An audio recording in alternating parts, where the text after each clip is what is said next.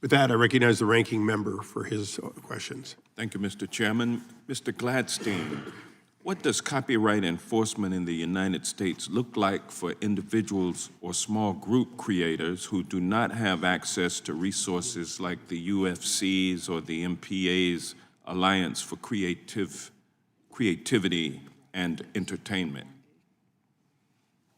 We have various guilds and unions that assist filmmakers of all types, and so they're helpful. But you know, we rely upon the distributors, who are often the financiers of our films, to make the decisions about where our films go. As a producer of Pulp Fiction, I don't get to weigh in on where my film is distributed. I can have an opinion, but it's often not listened to.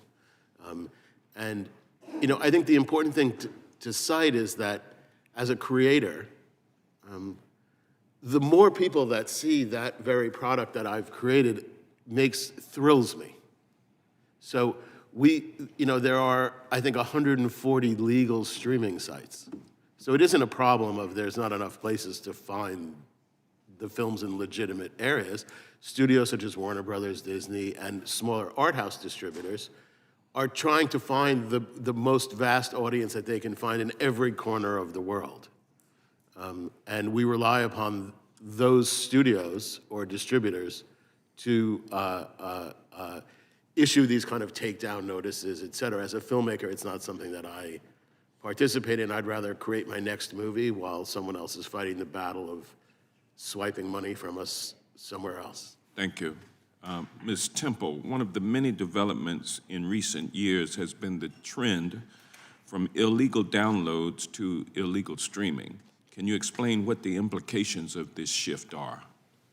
Yes, thank you for the question. And to add on to what the other witness said as well, you know, in terms of a notice and takedown and, you know, individuals not being able to really protect their rights, I will say that is very difficult. We spend, you know, hundreds and millions of dollars to develop notice and takedown systems, to send millions of notices to various UGC sites. Individual artists and creators often don't have the ability and resources to do that. So it is a very difficult situation for individual creators, and that is something that has often been discussed with respect to the DMCA. I will say that with respect to how piracy works now, we're seeing online piracy, that is streaming piracy now, be the vast majority of the type of piracy that is out there. That is more than 90% of the piracy that is out there is streaming piracy.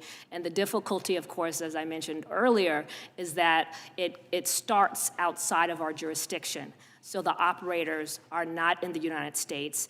We are able to go after them when they're here. The operators might be in one country. The servers where the infringing content is hosted might be in yet another country. The registrar or registry might be another country's registry that is actually like a .to from Tonga. So it's extremely complicated and difficult for us to actively go after these dedicated infringing sites because of the global nature of piracy.